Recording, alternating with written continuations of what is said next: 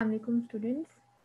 आज हम लोगों ने रिस्ट जॉइंट पढ़ना है, उसकी बायोमैकेनिक्स पढ़नी है। रिस्ट कम्प्लेक्स की अगर हम बात करें उसमें कौन सी बोन्स हैं, कौन से जॉइंट्स इन्वॉल्व होते हैं, तो बेसिकली आपकी रिस्ट जॉइंट जो है रेडियस और कार्पल बोन्स के साथ मिलके बनती है। रेडियस का distal part and carpal bones. Carpal bones में भी proximal layer of carpal bones.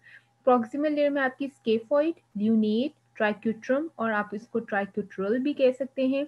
ये थ्री कार्पल बोन्स और रेडियस ये मिलके आपका एक तो रेडियो कार्पल जॉइंट बन रहा है, और जो कार्पल्स के दरमियान बिटवीन कार्पल बोन्स आ रहा है वो है इंटरकार्पल जॉइंट्स। ये जो दोनों जॉइंट्स हैं ये मिलके आपके रिस्ट कम्प्लेक्स बना रहे हैं। और फर्दर हम लोगों ने और भी जॉइंट्स डिस्कस करने हैं हैंड के हवाले से कि हैंड में कौन कौन से जॉइंट्स आ जाते हैं, कौन से बोन्स आ जाती हैं, कौन से मसल्स आते हैं। इसमें अगर हम बात करें तो आपकी जो कार्पल बोन्स रिस्ट कम्प्लेक्स का पार्ट है वो स्केफॉइड है, ल्यूनेट है और ट्राइक्यूट्रम है। और अगर इसकी हम क्लोज पैक पोजीशन की बात करें रिस्ट की, तो वो अगर कोई भी पर्सन रिस्ट को एक्सटेंड करे और रेडियल डेविएट करेगा तो उसकी bony articular surfaces maximum contact with each other आ जाएंगी, और ये क्लोज पैक पोजीशन होगी रिस्ट जॉइंट की, रेडियो कार्पल जॉइंट की। उसके बाद फर्दर अगर इसकी हम मूवमेंट्स के हवाले से बात करें तो रेडियो कार्पल जॉइंट पे बेसिकली ज़्यादा मूवमेंट्स आती हैं। जो इंटर कार्पल जॉइंट्स हैं वहाँ पे ग्लाइडिंग वगैरह आती है, लेकिन प्रॉपर एक रेंज कवर नहीं होती, एक मूवमेंट कवर नहीं होती। तो radio carpal joint main joint है जहाँ जो कि मूवमेंट प्रोवाइड कर रहा है रिस्ट जॉइंट में। Flexion, extension, ulnar deviation and radial deviation. अगर फ्लेक्शन और एक्सटेंशन के हवाले से बात करें तो ये सेजिटल प्लेन मूवमेंट है और फ्रंटल एक्सिस पे हो रही है। ठीक है, अगर हम फ्लेक्शन की बात करें सिंपली न्यूट्रल पोजीशन से ये फ्लेक्शन की तरफ जा रहा है पर्सन। ठीक है, अब इसी पोजीशन से जब वो न्यूट्रल पे जाएगा तो वो एक्सटेंशन होगी। ठीक है, और अगर न्यूट्रल पोजीशन से फर्दर एक्सटेंशन पे जा रहे हैं, डॉर्सल साइड वाली साइड पे जा रहा है, तो उसमें क्या होगा कि वो एक्सटेंशन भी कहलाती है। और कुछ ऑथर्स, कुछ लिटरेचर में बात होती है कि न्यूट्रल पोजीशन से फर्दर आगे जाने को फर्दर उसको कहेंगे हाइपर एक्सटेंशन। एक है न्यूट्रल पोजीशन से फ्लेक्शन की तरफ, एक है न्यूट्रल पोजीशन से फर्दर आप एक्सटेंड कर रहे हैं। और कुछ ऑथर्स कहते हैं कि from flex position to neutral position it's extension, and from neutral position to further extension वाली साइड पे जाने को हाइपर एक्सटेंशन कह देते हैं। तो जब भी बात हो हाइपर एक्सटेंशन की तो उसमें आपने उसको एबनॉर्मल मूवमेंट नहीं कहना।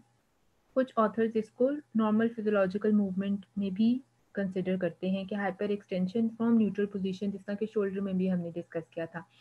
फर्दर अगर हम बात करें फ्रंटल प्लेन पे रिस्ट जॉइंट या रेडियो कार्पल जॉइंट में कौन सी मूवमेंट हो रही है, वो रेडियल डेविएशन है, अल्नर डेविएशन है। ठीक है, और सर्कमडक्शन भी आप कह सकते हैं। अगर हम हैंड की बोन्स के हवाले से बात करें तो रेडियस, अल्ला, अब यहाँ पे आगे रेस्ट आ गया और ये प्रॉपर आपका हैंड की सारी बोन्स आ गई। स्केफॉइड, ल्यूनियर, ट्राइक्यूट्रम और ट्राइक्यूट्रल, pisiform, hamate, कैपिटेट, trapezoid and trapezium. ठीक है, ये सारी बोन्स हैं। ठीक है, ये है कार्पल बोन्स, ये 80 नंबर होती हैं। अगर हम लोग थंब वाली साइड पे या रेडियस वाली साइड से देखें तो स्केफॉइड होगी। ठीक है, और फर्दर फिर इस साइड से हम इसको इस तरह से याद कर सकते हैं। फर्दर अगर इसी में आपको मैं थोड़ी सी और बातें बताऊं तो वो ये है कि ये रेडियस और कार्पल्स के साथ रेडियो कार्पल जॉइंट बन गया। Between carpals inter carpal joints बन गए। कार्पल और ये मेटाकार्पल्स हैं। ठीक है, कार्पल्स और मेटाकार्पल्स में जो है वो आपके मेटाकार्पो कार्पो मेटाकार्पल जॉइंट्स बन के, और मेटाकार्पल फर्दर आगे जाके जॉइंट बनती है। तो ये ट्रेपीजियम के साथ आपकी थंब की मेटाकार्पल जॉइंट बना रही है। ठीक है, और फर्दर डिफरेंट जो हैं कार्पल्स, अब इसमें आपकी एक प्रॉक्सिमल लेयर है और एक डिस्टल लेयर है। ठीक है, कार्पल बोन्स की, तो ये प्रॉक्सिमल लेयर कार्पल बोन्स की जो है वो आर्टिकुलेट करिए रेडियस के साथ, और जो डिस्टल लेयर है कार्पल बोन्स की वो आपकी मेटाकार्पस के साथ आर्टिकुलेट करेगी। फर्दर अगर हम बात करें रिस्ट जॉइंट में और उसमें फर्दर बोन्स की, तो फिलेंजेस आ जाती हैं, कार्पल्स, मेटाकार्पल्स, और ये आगे फर्दर फिलेंजेस आ गई। अब ये जो थंब है, ठीक है। थंब में फर्दर 2 फेलेंजेस होती हैं या 2 बोन्स होती हैं और आपकी डिजिट 2 टू 5 में फर्दर 3 फेलेंजेस होती हैं। अगर आप लोगों ने हैंड में 5 फिंगर्स हैं या 5 डिजिट्स हैं, तो इसमें थंब को हमेशा फर्स्ट डिजिट कहा जाता है। लिटरेचर में ज़्यादातर जगहों पे थंब फर्स्ट डिजिट होती है और फिर आगे second, third, fourth, fifth digit, ठीक है। तो फर्स्ट को थंब और 2 टू 5 डिजिट को हम फिंगर्स भी कह देते हैं, ठीक है। तो बेसिकली आपकी थंब में 2 phalanges and further 2 to 5 digit में 3 फेलेंजेस होती हैं। जहाँ पे 2 फेलेंजेस होंगी वहाँ पे एक जॉइंट होगा, इंटरफेलेंजियल जॉइंट, और जहाँ पे 3 होंगी वहाँ पे 2 इंटरफेलेंजियल जॉइंट्स होंगे कि विद इन बिटवीन 2 फेलेंजेस जो जॉइंट्स बन रहे हैं, ठीक है। अगर फर्दर हम लोग इस हवाले से बात करें कि कौन सी मूवमेंट परफॉर्म हो रही हैं, इसमें हम बात करें तो कार्पो मेटाकार्पल जॉइंट्स के हवाले से बात हो तो ये आपकी कार्पल बोन्स हैं, ये मेटाकार्पल्स हैं, ठीक है। अब ये ट्रेपीजियम है, ठीक है, बिल्कुल रेडियस या स्केफॉइड के ऊपर आप कह सकते हैं। ट्रेपीजियम जॉइंट बना रही है आपकी फर्स्ट मेटाकार्पल के साथ जो कि थंब है, ठीक है। अब ये वाला जो जॉइंट है कार्पो मेटाकार्पल जॉइंट, ये बहुत डायरेक्शन में मूवमेंट अलाउ करता है, ठीक है। लेकिन जो आपके दूसरे कार्पो मेटाकार्पल जॉइंट्स हैं जो कि डिजिट 2 से 5 तक हैं, ये कोई ख़ास मूवमेंट अलाउ नहीं करते। आपकी रिस्ट पे जो भी मूवमेंट्स आ रही होती हैं वो इस जॉइंट पे आती हैं, वो इस जॉइंट पे नहीं आती, इन जॉइंट्स पे नहीं आती। तो वैसे ये rest joint main movement provide करता है, फिर थंब मूवमेंट प्रोवाइड करता है, और यहाँ पे मेटाकार्पल और फिलेंजिस के दरमियान जो जॉइंट है यहाँ पे मेन मूवमेंट आ रही है। यहाँ पे बिल्कुल थोड़ी बहुत ग्लाइडिंग स्लाइडिंग आ रही होती है, ठीक है, पूरी एक रेंज नहीं कवर हो रही होती। तो अगर हम कार्पो मेटाकार्पल जॉइंट्स के हवाले से बात करें और उसमें भी मूवमेंट के हवाले से बात करें तो इनमें तो ग्लाइडिंग आएगी, ज़्यादा नहीं मूवमेंट आएगी। लेकिन आपका जो फर्स्ट कार्पो मेटाकार्पल जॉइंट है ये थंब है, और थंब प्रॉपर जितनी डायरेक्शन में मूवमेंट अलाउ कर रहा है ये सारी फर्स्ट कार्पो मेटाकार्पल जॉइंट में मूवमेंट आ रही है, जो कि फर्स्ट मेटाकार्पल और ट्रेपीजियम जो कि कार्पल बोन है उसके साथ मिलके बन रहा है। फर्दर अगर हम थंब की ऑपोजिशन की बात करें तो जिनको नहीं पता ये थंब की ऑपोजिशन शो हुई हुई है, ठीक है। उसके बाद हम बात करते हैं मेटाकार्पोफेलेंजियल जॉइंट की। अब मेटाकार्पल और फेलेंजिस के दरमियान जो जॉइंट बन रहा है ये कार्पल्स हो गया। अब ये मेटाकार्पल्स हैं, इनके साथ फेलेंजिस का जॉइंट बन रहा है, डिस्टल मेटाकार्पल्स का फेलेंजिस के साथ बन रहा है, और फेलेंजिस में भी 3 फेलेंजिस है तो प्रॉक्सिमल फेलेंजिस के साथ बन रहा है joint metacarpophalangeal joint. Metacarpophalangeal joint basically 2 direction में मूवमेंट अलाउ करता है, फ्लेक्शन, एक्सटेंशन, एबडक्शन, एडक्शन, ठीक है। लेकिन जो थंब का मेटाकार्पोफेलेंजियल जॉइंट है ना, ये थोड़ी सी ऑपोजिशन में भी रोल प्ले करता है, ठीक है। तो कार्पल जॉइंट्स जो हैं उनमें और इनमें मेटाकार्पोफिलेंजियल जॉइंट्स में मेटाकार्पोफिलेंजियल जॉइंट बेसिकली 2 प्लेन जॉइंट्स हैं कि 2 डायरेक्शन में मूवमेंट अलाउ करते हैं, लेकिन थंब में अगर बात करें तो उसमें ऑपोजिशन का एलिमेंट भी आ जाता है। फर्दर हम इंटरफिलेंजियल के हवाले से बात करें तो इंटरफिलेंजियल जॉइंट्स कौन से हैं जो कि बिटवीन फिलेंजेस हैं।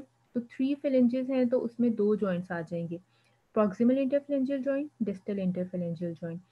ये जॉइंट्स जो होते हैं ये हिंज टाइप के होते हैं, एक ही डायरेक्शन में मूवमेंट अलाउ करते हैं, फ्लेक्शन एंड एक्सटेंशन। इनमें कोई एबडक्शन एडक्शन नहीं होती, कोई रोटेशन का एलिमेंट ज़्यादा नहीं आता। तो ये बेसिकली हिंज जॉइंट है जो कि इंटरफ्लेंजियल जॉइंट है, ठीक है। तो यहाँ पे आपको फर्दर फिर से जॉइंट्स की एक बड़ी अच्छी पिक्चर आपको नज़र आ रही है। ये इंटरकार्पल जॉइंट्स थे, ये कार्पल और मेटाकार्पल के दरमियान कार्पो मेटाकार्पल जॉइंट्स, फिर आपके मेटाकार्पल और फिलेंजिस के दरमियान मेटाकार्पोफिलेंजियल जॉइंट्स और इंटरफिलेंजियल जॉइंट्स। अगर हम मूवमेंट्स ऑफ रिस्ट के हवाले से बात करें तो रिस्ट पे हमने बात की थी, रेडियो कार्पल जॉइंट पे मूवमेंट आ रही थी, उसमें आपकी flexion, extension, radial deviation, ulnar deviation. Flexion में आपके फ्लेक्सर्स मसल्स आ जाएंगे, ठीक है, और रेडियस और अल्ना है यहाँ पे मौजूद। Flexor carpi radialis, flexor carpi ulnaris, साथ आप याद करें पाल्मेरिस लॉन्गिस। अब जो भी टेंडेंस गुजर रहे हैं वो फ्लेक्सर में किसी हद तक असेस ज़रूर कर होंगे, लेकिन मेन 3 फ्लेक्सर मसल्स के आपने नाम याद कर लेने, ठीक है। फर्दर अगर इसकी हम याद करने के लिए बहुत से मसल्स हैं फोर आर्म में, आपके डॉर्सल ऑस्पेक्ट पे भी हैं, वोलर ऑस्पेक्ट पे भी हैं। तो आपने जो है इसको याद करने के लिए एटलीस्ट ये आपको याद होने चाहिए जो आपको इधर नज़र आ रहे हैं कि मीन कॉमन एक ओरिजिन पॉइंट होता है, जो कि हमने मीडियल एपिकॉन्डिलाइटिस में भी बात की थी। मेन पॉइंट है जहाँ से ओरिजिनेट हो रहे थे ये सारे मसल्स और ऑब्लिकली आ रहे हैं, ठीक है। अब इसमें प्रोनेटर टीरीज है सबसे, आप कह सकते हैं लेटरल एस्पेक्ट पे। फिर उसके बाद थंब वाली साइड पे या रेडियस वाली साइड पे फ्लेक्सर कार्पा रेडियालिस और अल्ना वाली साइड पे फ्लेक्सर कार्पा अल्नारिस और इन दोनों के दरमियान पाल्मेरिस लॉन्गिस। ये थ्री जो हैं मेन रिस्ट के फ्लेक्सर मसल्स हैं, ठीक है। अच्छा, फर्दर अगर हम बात करें रिस्ट के एक्सटेंसर मसल्स की, तो एक्सटेंसर और रेडियालिस और अल्नारिस दोनों का जिक्र कर देना है। रेडियालिस और एक्सटेंसर में आपके दो पार्ट्स आ जाते हैं, extensor कार्पाई radialis longus and Brevis और एक्सटेंसर कार्पाई अल्नारिस। और बाकी जितने भी रिस्ट में से डॉर्सल एस्पेक्ट से मसल्स पास कर रहे होंगे वो रिस्ट की एक्सटेंशन में थोड़ा बहुत असिस्टिव रोल ज़रूर प्ले करेंगे, लेकिन मेन एक्सटेंसर मसल्स ऊपर तीन दिए हुए हैं। इनमें अब इसमें बहुत सी पिक्चर में चीज़ें बताई गई हैं, आप ज़्यादा सारे मसल्स बेशक रिवाइज ना करें, या तो आपने एनाटमी में एक दफ़ा किए होंगे, लेकिन बायोमैकेनिकल पॉइंट ऑफ व्यू से जो इम्पॉर्टेंट है उन्हीं को हम ज़्यादा डिस्कस करेंगे। इसमें आपका जो लिटिल फिंगर की तरफ है या अल्लाह की तरफ है वो आपके एक्सटेंसर कार्पाई अल्नारिस हैं, और जो आपकी थंब की तरफ होगा वो आपका एक्सटेंसर कार्पाई रेडियालिस एक लॉन्गस होगा और एक ब्रेविस पार्ट होगा। फिर डिजिटी मिनिमी एंड डिजिटोरम, ये मसल्स याद कर लें। अगर हम रेडियल और अल्नर डेविएशन के हवाले से बात करें, रेडियल और अल्नर डेविएशन में आपकी radial deviation towards thumb, ulnar deviation towards little finger या अवे फ्रॉम थंब। तो रेडियल डेविएशन में रेडियालिस दोनों आ जाएंगे, flexor कार्पाई radialis, extensor कार्पाई radialis, longus and Brevis इसके दो पार्ट्स होते हैं। और अल्नर डेविएशन में अल्नारिस आ जाएंगे दोनों, फ्लेक्सर एंड एक्सटेंसर कार्पाई अल्नारिस। यही आपके फर्दर जॉइंट्स के हवाले से बात करें, कार्पो मेटाकार्पल जॉइंट्स, मेटाकार्पोफिलेंजियल जॉइंट्स, इंटरफिलेंजियल जॉइंट्स। तो इसमें जो कार्पो मेटाकार्पल जॉइंट्स थी इसको हमने पहले भी जिक्र किया कि ये आपका जो थंब का कार्पो मेटाकार्पल है ये प्रॉपर मूवमेंट अलाउ कर रहा है, ये सैडल शेप का होता है और ये मूवमेंट अलाउ कर रहा है, बहुत ज़्यादा थंब की डिफरेंट डायरेक्शन में मूवमेंट है। लेकिन जो आपके बाकी डिजिट 2 से 5 तक आपके कार्पो मेटाकार्पल जॉइंट्स हैं ये सिंपली ग्लाइडिंग मूवमेंट अलाउ कर रहे हैं। फर्दर अगर हम हैंड के डिफरेंट जॉइंट्स के हवाले से बात करें, उसमें आपके मेटाकार्पल्स के दरमियान भी जॉइंट्स आते हैं। कौन से जॉइंट्स हैं? ये कार्पल और मेटाकार्पल के दरमियान जॉइंट बन रहे हैं, ठीक है। तो अब यहाँ पे जो जॉइंट बन रहे हैं इसी में जॉइंट के अंदर ही कैप्सूल में दोनों मेटाकार्पल्स के दरमियान भी एक कनेक्शन, एक जॉइंट बन रहा होता है, इसको इंटर मेटाकार्पल जॉइंट्स कहते हैं। और फर्दर अगर हम बात करें मेटाकार्पल और फेलेंजिस के दरमियान जो जॉइंट बन रहे होते हैं, मेटाकार्पोफिलेंजियल जॉइंट। तो मेटाकार्पोफिलेंजियल जॉइंट जो होते हैं, अगर हम फिस्ट बनाएं तो नकल्स जो होते हैं आपके हैंड के बहुत ज़्यादा प्रोमिनेंट हो जाते हैं, ये आपके बेसिकली मेटाकार्पोफिलेंजियल जॉइंट है और ये दो डायरेक्शन में मूवमेंट अलाउ करते हैं, फ्लेक्शन एक्सटेंशन में और एबडक्शन एडक्शन में, ठीक है। लेकिन हमने थंब पे बात की थी कि थोड़ी सी ऑपोजिशन भी देते हैं, ठीक है। अच्छा, उसके बाद अगर हम इसकी क्लोज पैक पोजीशन की बात करें, तो क्लोज पैक पोजीशन थंब के हवाले से बात करें तो जब ऑपोजिशन का एलिमेंट आता है तब आपकी मेटाकार्पोफिलेंजियल जॉइंट या थंब की मेटाकार्पल एंड फर्स्ट या proximal phalanx maximum contact with each other होती है। और अगर हम डिजिट 2 से 5 की बात करें तो उसमें जब आप फुली फ्लेक्स कर देते हैं इस जॉइंट पे, मेटाकार्पोफिलेंजियल जॉइंट में, तब आपकी metacarpals and proximal phalange of second to fifth digit maximum contact with each other होती है, ये फिर उनकी क्लोज पैक पोजीशन हो जाएगी। फर्दर अगर हम इंटरफेरेंजियल जॉइंट की बात करें तो वो एक डायरेक्शन में मूवमेंट अलाउ करते हैं, हमने पहले भी बात की, हिंज जॉइंट है और इसकी close pack position full extension होगी। फर्दर मूवमेंट्स ऑफ हैंड्स में बात करें तो थंब की तो डिफरेंट डायरेक्शन में मूवमेंट है, और अगर डिजिट 2 to 5 की बात करें तो वो फ्लेक्शन एक्सटेंशन एबडक्शन एडक्शन आती है मेटाकार्पोफिलेंजियल जॉइंट में, यही बात होगी, या सर्कमडक्शन आती है। लेकिन थंब जो है वो डिफरेंट डायरेक्शन में मूवमेंट अलाउ करता है, उसकी मेटाकार्पोफिलेंजियल जॉइंट भी थोड़ा सा ऑपोजिशन में हेल्प कर रहा होता है और उसका कार्पो मेटाकार्पल जॉइंट भी डिफरेंट है। इसीलिए थंब एक डिफरेंट उसकी बोनी सर्फेसिस भी थोड़ी सी डिफरेंट होती हैं, उसकी मूवमेंट्स भी डिफरेंट हैं। तो इसीलिए थंब डिफरेंट है फ्रॉम अदर 4 फिंगर्स, ठीक है, और डिजिट्स। तो थंब में उसके जो मेटाकार्पोफिलेंजियल जॉइंट है उसकी भी ऑपोजिशन एडिशनल है, और कार्पो मेटाकार्पल जॉइंट तो बहुत ज़्यादा डिफरेंट है फ्रॉम अदर कार्पो मेटाकार्पल जॉइंट्स। ठीक है, तो इसलिए थंब डिफरेंट है फ्रॉम अदर 4 डिजिट्स। अगर हम हैंड्स के कुछ मसल्स के हवाले से बात करें, तो अब आपकी कुछ मसल्स हैं जो कि हैंड तक जा रहे हैं, वहाँ पे जाके इंसर्ट हो रहे हैं। कुछ मसल्स होंगे जो कि रिस्ट से प्रॉक्सिमली ऑरिजिनेट हो गए और रिस्ट से पास किए और हैंड में जाके इंसर्ट हो गए हैंड की बोन्स में। और कुछ ऐसे होंगे जो कि रिस्ट के बाद ही ऑरिजिन होगा उनका, और रिस्ट के बाद ही इंसर्ट हो जाएंगे। रिस्ट मतलब हैंड की बोन्स के अंदर ही ओरिजिन और इंसर्शन दोनों होगा। तो जो मसल्स रिस्ट से पहले ऑरिजिनेट हो जाते हैं वो होते हैं एक्सट्रिंसिक मसल्स, और जो हैंड के अंदर ही उनका ओरिजिन और इंसर्शन होता है वो इंट्रिंसिक मसल्स होते हैं। जैसे कि आपने फ्लेक्शन और एक्सटेंसर्स पढ़े जो कि मीडियल एपिकोंडाइल और लेटरल एपिकोंडाइल से ऑरिजिनेट हो रहे थे। Flexors and extensors of wrist वो एक्सट्रिंसिक मसल्स हो जाएंगे आपके हैंड के, और जो लुम्ब्राइकल्स हैं वो आपकी हैंड की बोन्स से ही ऑरिजिनेट हो रहे होते हैं, या लुम्ब्राइकल्स तो खैर टेंडन से ऑरिजिनेट हो रहे हैं, तो वो आपके हो जाएंगे इंट्रिंसिक मसल्स। फर्दर अगर हम बात करें कि जो एक्सट्रिंसिक मसल्स होते हैं ना आपके हैंड में, जो कि समझ लें फ्लेक्सर्स हैं सारे या एक्सटेंसर्स हैं रिस्ट के, वो उनमें एक पैसिव सी टेंशन होती है, और जब आप बिल्कुल रिलैक्स हैंड आपने रखा होगा, जिस तरह भी आप इसको रख के देखें अपने हैंड को बिल्कुल रिलैक्स ढीला छोड़ दें, तो तब आप देखेंगे कि आपके प्रॉक्सिमल और डिस्टल इंटरफ्लेंजियल जॉइंट में फ्लेक्शन का एलिमेंट होगा। ठीक है, अब ये क्यों होती है? अब आपने बिल्कुल रिलैक्स रखा हुआ है, अब आपने फ्लेक्सर मसल्स को कॉन्ट्रैक्ट नहीं प्रॉपरली कर रहे हैं, कोई लोड या कोई मतलब आप फोर्स नहीं लगा रहे, बिल्कुल रिलैक्स ढीला छोड़ा हुआ है, फिर भी आपके फ्लेक्शन हुई हुई है इन दोनों जॉइंट्स में, क्योंकि आपके जो एक्सट्रिंसिक मसल्स होते हैं जो कि फ्लेक्सर्स भी हैं एक्सटेंसर्स भी हैं, इनमें टेंशन होती है, और आपके जो फ्लेक्सर्स मसल्स हैं ट्वाइस स्ट्रॉन्गर हैं as compare to extensors muscles. ठीक है, तो इस वजह से जब आप बिल्कुल रिलैक्स हैंड रखा होता है फिर भी थोड़ी सी फ्लेक्शन का एलिमेंट होता है। ठीक है, और जब आपने फुली एक्सटेंड करना हो तब आपके एक्सटेंसर्स मसल्स प्रॉपरली वर्क कर रहे होते हैं, और वो तब आपका हैंड जो है बिल्कुल रिलैक्स पोजिशन में होता है बल्कि वर्किंग में होता है। ठीक है, तो खैर मसल की टोन कभी भी बिल्कुल ज़ीरो या ख़त्म नहीं हो सकती, लेकिन रिलेटिवली मोस्ट रिलैक्स पोजीशन की अभी बात हो रही है। फर्दर अगर हम बात करें फ्लेक्सर्स में कौन से स्ट्रॉन्गेस्ट फ्लेक्सर्स हैं, वो आपके फ्लेक्सर डिजिटोरम प्रोफंडस और फ्लेक्सर डिजिटोरम सुपरफिशियालिस हैं, और ये दोनों अबाउट 80% जो फ्लेक्शन में सारा फोर्स जनरेट हो रही होती है या रोल प्ले कर रहे होते हैं, ये दोनों कर रहे होते हैं। फर्दर अगर हम रिस्ट में डिफरेंट स्ट्रक्चर्स की बात करें तो एक रेटिनैकुलम होता है, फ्लेक्सर रेटिनैकुलम भी है, एक्सटेंसर रेटिनैकुलम भी है, उसमें से डिफरेंट स्ट्रक्चर्स पास कर रहे होते हैं। तो अगर हम लोग फ्लेक्सर रेटिनैकुलम की बात करें तो आपके फ्लेक्सर साइड पे या वोलर एस्पेक्ट पे आपकी बोन्स हैं। ठीक है, स्केफोल्यूनेट।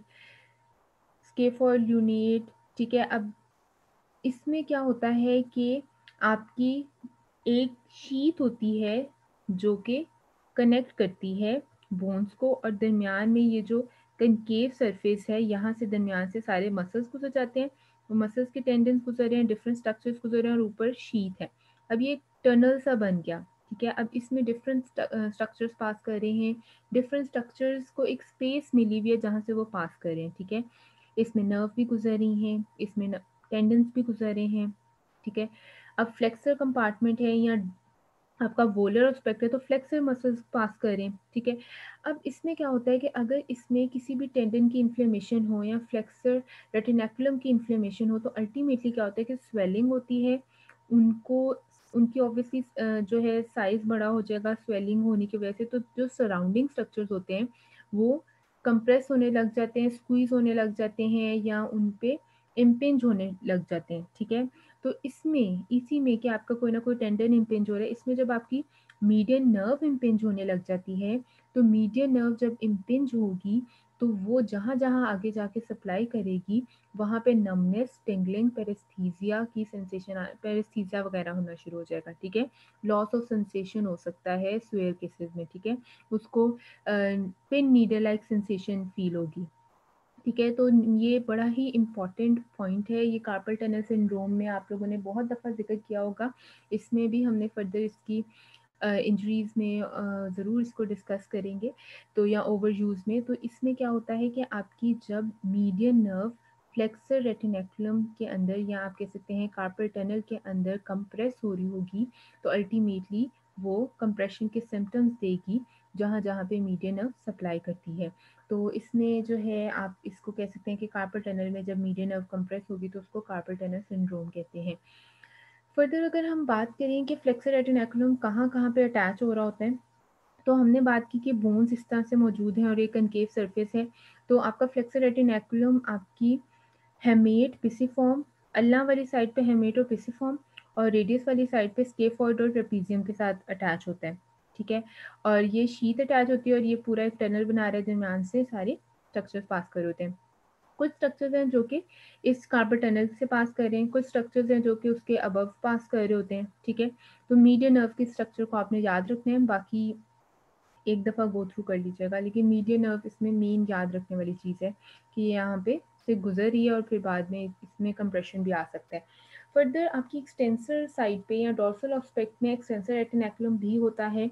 एक्सटेंसर रेटिनेकुलम जो है वो आपके एक्सटेंसर टेंडन्स को होल्ड करके रख रहा होता है, ठीक है? ये इसमें बहुत ज़्यादा आप कह सकते हैं कि कोई बहुत कॉमन पैथोलॉजी या इंजरी ज़्यादा कॉमन नहीं है, जिस तरह के मीडियन नर्व की compression in carpal tunnel syndrome. तो फर्दर अगर हम एक्सटेंसर रेटिनेकुलम की बात करें कि वो कहाँ-कहाँ पे अटैच हो रहा होता है, तो वो आपके अल्नर साइड पे तो पिसिफॉर्म और हेमेट के साथ अटैच हो रहा है, लेकिन आपकी रेडियल साइड पे वो स्केफॉइड और हुक ऑफ आपके उस साइड पे नहीं अटैच हो रहा था, उनके रेडियस के साथ ही अटैच हो जाता है, ठीक है? रेडियस की बोन के डिस्टल एस्पेक्ट पे ही अटैच हो जाता है। फर्दर अगर हम बात करें तो फर्दर आपकी कुछ इंट्रिंसिक मसल्स की बात करें तो लुम्ब्राइकल मसल्स हैं जो कि इंट्रिंसिक मसल्स ऑफ हैंड हैं जो कि रेस्ट के बाद ही ओरिजिनेट हो रहे हैं और इंसर्ट हो रहे हैं। लुम्ब्राइकल मसल्स रिलेटिवली डिफरेंट हैं from other muscles of the body. उसमें क्या है कि ये आपकी बोन से ओरिजिनेट नहीं हो रहे, ये एक टेंडन से ओरिजिनेट हो रहे होते हैं और फिर जाके इंसर्ट हो रहे हैं विद इन हैंड। तो इसमें क्या है कि आपके जिस तरह से ये हैंड से गुजर के आ रहे हैं फ्लेक्सर डिजिटोरम प्रोफंडस के टेंडन्स, ये वाइट कलर के, ठीक है? अब आपकी टेंडन से जब ओरिजिनेट एक मसल हो रहा है जो कि आपको नजर आ रहा है और इंसर्ट जाके हो रहा है एक्सटेंसर एक्सपेंशन में, डॉर्सल ऑस्पेक्ट पे जाके इंसर्ट हो रहा है, ठीक है? तो ये आपके लुम्ब्राइकल मसल्स हैं, ये आपके इस आप कह सकते हैं कि आपकी फेलेंजिस से या आपके मेटाकार्पस से ओरिजिनेट नहीं हो रहे होते, ये आपके टेंडन से ओरिजिनेट हो रहे हैं, ठीक है? लुम्ब्राइकल्स की ये एक डिफरेंट बात है फ्रॉम अदर मसल्स। अब लुम्ब्राइकल्स में भी अगर हम बात करें तो ये इंट्रिंसिक मसल्स हैं, टेंडन से ओरिजिनेट हो रहे होते हैं और ये फर्स्ट डिजिट में नहीं, सेकंड से फोर्थ डिजिट से में आप कह सकते हैं इसका ओरिजिन और इंसर्शन होती है।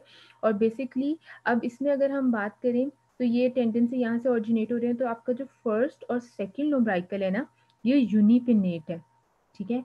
अब जो आपका थर्ड और फोर्थ है ना, ये देखें, ये दो साइड से निकल रहा है और ये आपका थर्ड लुम्ब्राइकल है और ये आपका फोर्थ लुम्ब्राइकल है।